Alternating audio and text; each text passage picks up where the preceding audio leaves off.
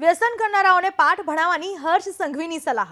વ્યસની પુરુષોને દંડા લઈને સીધા કરવા સંઘવીની મહિલાઓને સલાહ। હર્ષ સંઘવીની સલાહની ચારે કોર ચર્ચા। બેઠા બેઠા મોડી રાત સુધી જો માવો ખાઈ ખાઈને પિચકારી મારે ને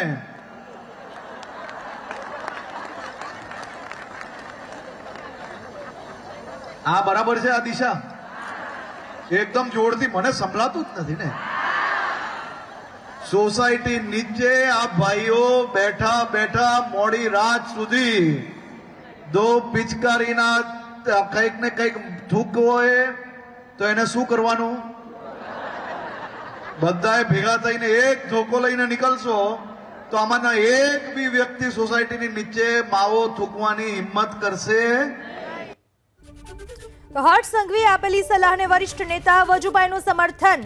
વ્યસની યુવકોના મોઢા પર ટેપ મારવાની વજુભાઈની સલાહ।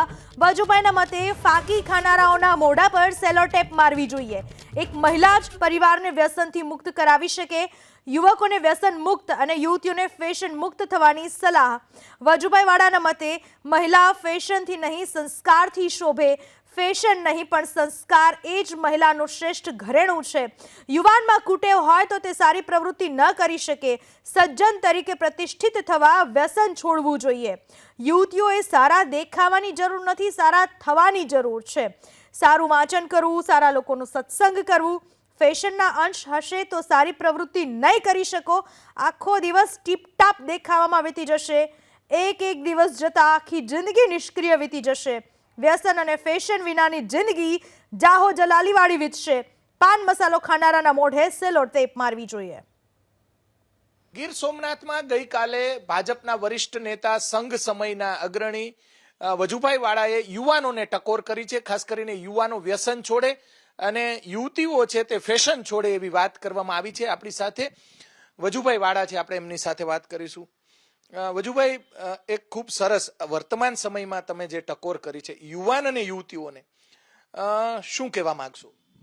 જો યુવાનને સશક્ત, બુદ્ધિશાળી અને સમાજલક્ષી બનાવવો હોય તો વ્યક્તિએ પોતાનું કેરેક્ટર નિર્માણ કરવું પડે અને કેરેક્ટર નિર્માણ કરવા માટે એના દિનચર્યા છે, દિવસની રહેવાની રીત ભાત અને વિચારવાની પદ્ધતિ, એની અંદર સદંતર સુધારો લાવવો જોઈએ।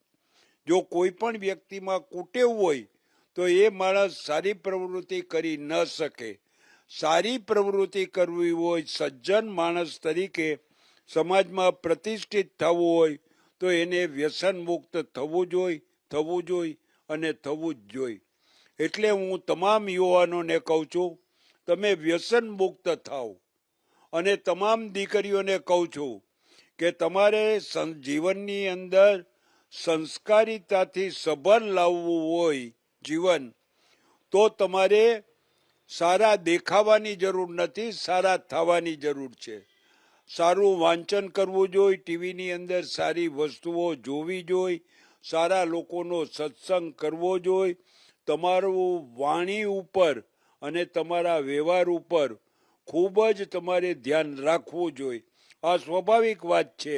અને જો તમારા મનની અંદર ફેશનના કોઈ પણ અંશ રહી ગયા હોય તો તમે સારી પ્રવૃત્તિ કરશો નહીં। આખો દિવસ તમારો ટીપટાપ અને ફેશનમય જીવન જીવવા માટે જ સમસ્ત દિવસ વ્યો જશે। આમ એક દિવસ જતા તમારી જિંદગી છે આ વહી જશે અને તમે તમારી જિંદગીમાં સાવ નિષ્ક્રિય રહેશો। જો સમાજલક્ષી અને તમારા પરિવારને સંસ્કારિતાથી સભર કરવું હોય તો ભારતીય સંસ્કૃતિમાં નારી છે ને એ ખૂબ મહત્વનો અંગ છે। અમારે તો કાઠિયાવાડી ભાષામાં કહે છે કે નારી છે ને, સ્ત્રી છે એ ઘરનું ઢાંકણ છે। ઘરની અંદર ગમે તે નાના મોટા થોડાક હોય તો એ લેડીઝ છે ને એને એમ કે ના એ તો ન હોય, અમે હંમેશા મસ્કરીમાં કરતા હતા, અમે હસતા હતા, આવી હકીકત છે જ નહીં। એટલે આ દેશની મહિલાઓ સંસ્કારિતાથી સભર બને તો એના માટે થઈને એને ત્યાગવા જેવી વાત હોય તો એ ફેશન છે। યુવાન વ્યસનથી મુક્તિ રહે અને બહેનો ફેશનથી મુક્ત રહીએ પછી જોવો એની જિંદગી જાઓ જલાલી પૂર્વક એ જીવી શકશે. વજુભાઈ, વ્યસન અને ફેશન આપ ખૂબ સરસ વાત કરી અને આ બે જ નડે છે અત્યારે. ગામડા સુધી આ બંને પહોંચી ગયું છે, આપ શું માનો છો? જો હંમેશા દરેક પરિવારના જે આગેવાન છે ને એને જોવું જોઈએ કે મારા ઘરની અંદર મારા દીકરા દીકરીઓ કઈ દિશાની અંદર વ્યવહાર વર્તન કરે છે. અને જો ઘરના પરિવાર અને મુખી પોતે જ જો વ્યસની હોય અને ફેશની હોય બહેનો તો કંઈ ન કરી શકે. જ્યારે આપણે બીજાને ઉપદેશ આપી કે બીજાનું ચારિત્ર નિર્માણ કરવું હોય તો પહેલાં આપણે આપણું ચારિત્ર નિર્માણ કરવું જોઈએ તો જ આપણે બીજાને કહી શકીએ. પરિવારના મોભીનું કર્તવ્ય અને ફરજ છે કે આ આપણા પરિવારના યુવાનો અને યુવતીઓ વ્યસન અને ફેશનથી મુક્ત થાય. વજુભાઈ, ગૃહ રાજ્યમંત્રી હર્ષભાઈ સંઘવીએ પણ આપની જેમ એક ટકોર કરી હતી. ખાસ કરીને આપણે સૌરાષ્ટ્ર અને સુરતમાં પાન માવા ફાકી ખાવાનું ચલણ વધારે છે. મહિલાઓને હસતા હસતા એવી વાત કરી હતી કે જો કોઈ પિચકારી મારે જ્યાં ત્યાં તો જે મહિલાઓ છે તે ધોકો મારવો જોઈએ અથવા ધોકો લઈને દોડવું જોઈએ. આપ શું માનો છો આ બાબતે? હું ચોક્કસ કહું છું ધોકો મારવો જોઈએ, એને બદલે એના મોઢા ઉપર સેલો ટેપ લગાડી દેવો જોઈએ જેથી થૂકી જ ન હગે. અને થૂકી ગળે ઉતારે એટલે શરીરમાં જે કાંઈ તમાકુનો નશો છે ને એને બેસુધ હાલતની અંદર લેવી શકે. ખાસ કરીને મહિલાઓએ જ પોતાના દીકરા, પોતાના ભાઈ અને પોતાના પતિ ઉપર અંકુશ રાખવો જોઈએ. અને જે મહિલા પોતાના સંતાન ઉપર અંકુશ નથી રાખતા એના સંતાનો નિષ્ક્રિય થશે અને સમાજ માટે થઈને એ ભારરૂપ થશે. જો દેશની અંદર આપણા પરિવારનો યુવાન ને યુવતી સમાજ માટે થઈને એસેટ્સ છે તો સમાજ આગળ આવશે. પણ યુવાન અને યુવતીઓ જો એ બર્ડનરૂપ હોય તો આપણો સમાજ ક્યારેય આગળ નહીં આવે. વજુભાઈ અને સંઘવી ઉપર ગરજ્યા કોંગ્રેસના નેતા લલિત કગથરા. વ્યસન મુક્તિ માટે છેલ્લા 50 વર્ષોથી પ્રયાસ કરવામાં આવી રહ્યો છે. વ્યસન મુક્તિના કામ સંતો અને સામાજિક આગેવાનોનો છે. વ્યસન મુક્તિ માટે સરકારે કાયદા ઘડવા જોઈએ. સરકાર પહેલા કાયદો લાવે. સંઘવીનું કામ નિયમો ઘડવા અને કાયદો લાવવાનું છે. હર્ષ સંઘવી સુફિયાણી વાતો ના કરે. સંતો મહંતો પણ વ્યસન મુક્તિની વાતો કરે છે. કગથરાના મતે હું કોઈ પણ વ્યસનને સમર્થન નથી કરતો. વ્યસન બળજબરીથી ના મુકાવવું જોઈએ. વ્યસનોને લઈને ગુજરાતનું રાજકારણ ગરમાયું છે. પ્રથમ હર્ષભાઈ સંઘવીએ વ્યસનને લઈને ટકોર કરી હતી. હવે વજુભાઈ વાળા છે તેમને વ્યસન અને ફેશન બંને પર ટકોર કરી છે. સૌરાષ્ટ્રના જે પાટીદાર નેતા અને કોંગ્રેસના નેતા છે અને ખેતી અને ખેડૂતને સારી રીતે જાણે છે, ગામડાને પણ સારી રીતે જાણે છે. લલિતભાઈ કગથરા, આપણે એમની સાથે વાત કરીશું. લલિતભાઈ, શું કહેશો જે રીતે બે મોટા નેતાઓએ ટકોર કરી છે, ખાસ વજુભાઈની ટકોર એક કહી શકાય કે વ્યસન અને ફેશન એટલે દીકરીઓને પણ ટકોર કરી છે અને યુવાનોને પણ ટકોર કરી. આપ કઈ રીતે જુઓ છો? હું આ બાબતમાં માનનીય વજુભાઈ અને વડીલ મુરબ્બી હર્ષભાઈને નો ડાઉટ એની વાત સાચી જ છે અને એમાં કંઈ એને ખોટું નથી કર્યું. પણ હું સ્વામિનારાયણ ગુરુકુળનો વિદ્યાર્થી છું. વર્ષોથી હું છેલ્લા 50 વર્ષથી આ સંતો મહંતો હરિભક્તો અમારા સમાજના બધા આગેવાનો બધા જ લોકોને હર હંમેશને માટે સાંભળતો આવ્યો છું કે વ્યસન મુક્ત થવું જોઈએ, વ્યસન ઓછું હોવું જોઈએ ને વ્યસન ન હોવું જોઈએ. આ બધું કામ છે ને સાહેબ એ સંતો મહંતો સમાજના આગેવાનો વડીલો મુરબ્બીઓ બધા જ કરી રહ્યા છે. હર્ષભાઈને વજુભાઈને એ કરવાનું છે જે સંતો મહંતો કરે છે એ નહીં, પણ વ્યસન મુક્ત માટે કાયદા કરવાના હોય. તમારે સુફિયાની સલાહ ના આપવાની હોય. વ્યસન મુક્ત કરો, વ્યસન મુક્ત કરો, એની તમારે અમલ કરાવવાનો હોય કે અહીંયા થૂકો 1000 દંડ, અહીંયા થૂકો આ ફાંકી ખાધી 5000 દંડ. તો તમે કાયદો લાવો ને તમે રાજકારણીઓ હર્ષભાઈએ બહેનોને ધોકા ઉપાડવાની એક વાત કરી છે, એટલે એનું કામ નથી. એનું કામ છે કાયદો કરવાનું, એનું કામ છે નિયમો બનાવવાનું. કે આખા ગુજરાતના એ કરતા હરતા સમારતા એની પાસે પોલીસ છે. ત્યારે સાધુ સંતો મહંતોની જેમ આપણે સુફિયાણી વાતો કરવાથી નહીં ચાલે. આપણે તો કાયદોને અને અમલ કરાવવાની. આ તો હું એમ કહું, આજ પછી કોઈ ગુંડાગીરી ચોરી કરતા નહીં મારા ભાઈ, આવું કામ ન કરાય. આ કામ હર્ષભાઈનું જ. હર્ષભાઈએ તો નિયમો ઘડવા જોઈએ, કાયદો કરવો જોઈએ ને કાયદાની અમલીકરણ કરવું. ભાઈ એવી પણ વાત કરી છે કે યુવાનો વ્યસનથી દૂર રહે અને ખાસ કરીને યુવતીઓને ફેશનથી દૂર રહે, અંદરથી સારા બને, એવી પણ એમને વાત કરી છે. આ બધી વાત સાચી છે. એ વજુભાઈ વાત કરે, હું તો સ્વામિનારાયણ ગુરુકુળના સંતો મહંતોને બધાને સાંભળતો આવ્યો છું. હું પણ કહું છું, વ્યસનથી મુક્ત થાવ, ફેશનથી મુક્ત થાવ, મોબાઈલથી મુક્ત થાવ.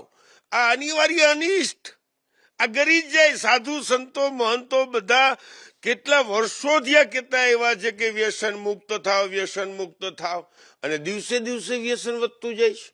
નહીં પણ ફાકીને એ તો સૌરાષ્ટ્રની અંદર ચલણ છે, આપ જાણો છો, અને તમારો વિડીયો પણ ઘણીવાર વાયરલ થયેલો છે જે તે વખતે કોરોના વખતે. જો પણ હવે ડ્રગ્સનું ચલણ પણ વધતું જાય છે. હું તમને બહુ સ્પષ્ટ કહી દઉં, હું કોઈ પણ વ્યસનનો હિમાયતી નથી. એક વસ્તુ તમે બહુ ક્લિયર સમજી લો. પણ વ્યસન બળજબરીથી ન મુકાવાય. કોઈ માણસને આદત હોય, ધારો કે ફાકીની, બીડીની, કોરોના દરમિયાન જે પરિસ્થિતિ હતી, અને તમે પાછા બ્લેકમાં આ દારૂબંધી જેવું હતું કોરોનામાં આજે ગુજરાતમાં જેવો દારૂબંધી છે ને એવું તેથી કોરોનામાં ફાકીબંધી હતી. કે તમે 15 રૂપિયાની ફાકીના તમે 150 રૂપિયા દો તો મળે. આજે દારૂબંધી છે ગુજરાતમાં, પણ દારૂબંધી જોઈએ એટલો મળે. ડ્રગ્સનું એડિક વધતું જાય છે. હમણાં એવી પણ વાત મળે છે કે ગુજરાતની અમુક કોલેજ કે સ્કૂલો સુધી પહોંચી ગયું છે.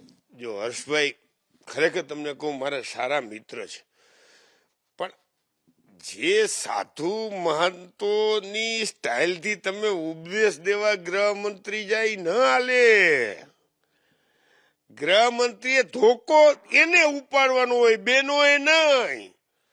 ગૃહમંત્રીએ ધોકો ઉપાડીને કેવું છે. હવે ગૃહમંત્રી બેનો ધોકો ઉપાડવાનું કે તમારા હાથમાં કાયદો છે, તમારા હાથમાં આવડું ગ્રહ ખાતું છે, તો તમે ધોકો ઉપાડો ને. ડ્રગનું ટીપું શું આવે, દારૂનું ટીપું શું આવે ભાઈ? જો હું તમને કહી દઉં, આજની તારીખમાં અમરેલીમાં જે બનાવ થયો ને, હું હમણાં પરમ દિવસે અમરેલી ગયો સાહેબ, મને લોકો એવું કહેતા હતા કે સાહેબ અત્યારે જે બંધાણી છે ને એ બધાને નાયડું તૂટે. આ જે બેન પાયલનો બનાવ થયો ને, આખા અમરેલી જિલ્લામાં દારૂનું ટીપું નથી મળતું. ક્યાં ગયો? ક્યાં વયો ગયો દારૂ? કેમ અમલીકરણ થઈ ગયું? પોલીસ ધારે ને તો ગુજરાતમાં ટીપું ના આવે, પણ પોલીસ ધારે તો, અને હર્ષભાઈ સંઘવીને ધારે ને તો સલાહ ના આપવાની હોય. કાયદો જ કામ કરે સાહેબ. ધોકો હર્ષભાઈ ઉપાડવાનો. ડ્રગ આવે છે નું. હજી તમને હું કહું કે હું ઇમ્પોર્ટનું કામ કરું છું. આ કન્ટેનર અંદાની પોર્ટમાં આવે તો સાહેબ કન્ટેનર કઈ ઉભા એમને આવે?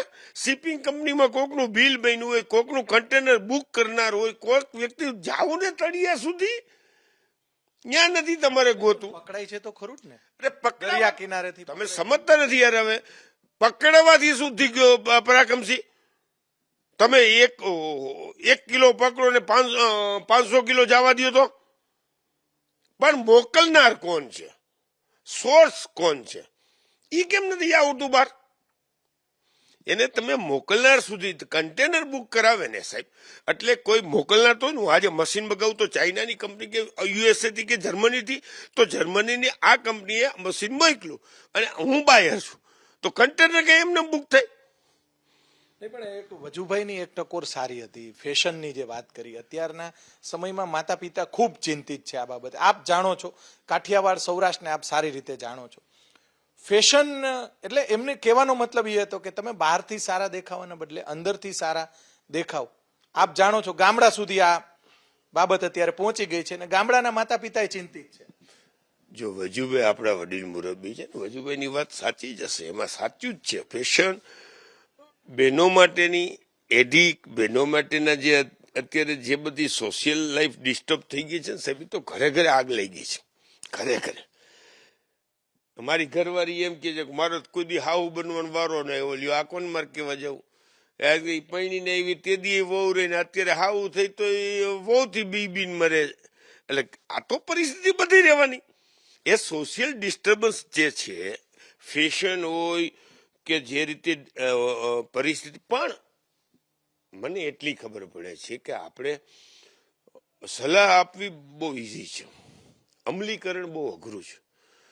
સમાજના શ્રેષ્ઠીઓ, સમાજના મોભીઓ, રાજકારણીઓ ખરેખર એ પોતે અમલ કરે ગાંધીજીની જેમ, તો બધા જ લોકો મને અનુસરવા. હું જ ફાંકી ખાતો હોય તમને એમ કહું ફાંકી ખાતા ક્યાંથી હાલે? તમારે આપણે જ હોકો પીતા હોય ભાઈ એમ કે હોકો ભાઈ હાનિકારક છે, હોકો હાનિકારક છે, આ શું ફિયાણી વાતો છે.